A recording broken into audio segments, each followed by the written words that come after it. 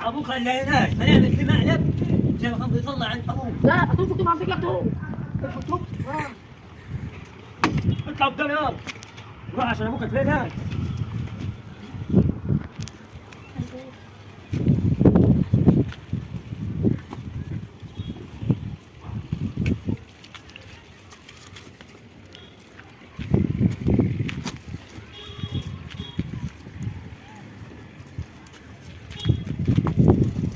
هذا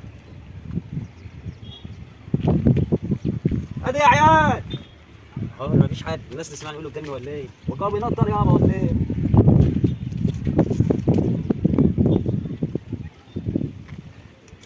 يا ولد الكلب ادم.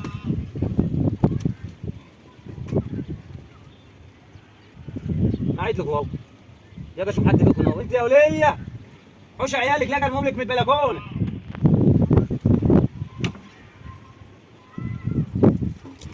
حرام كده والله العظيم حرام.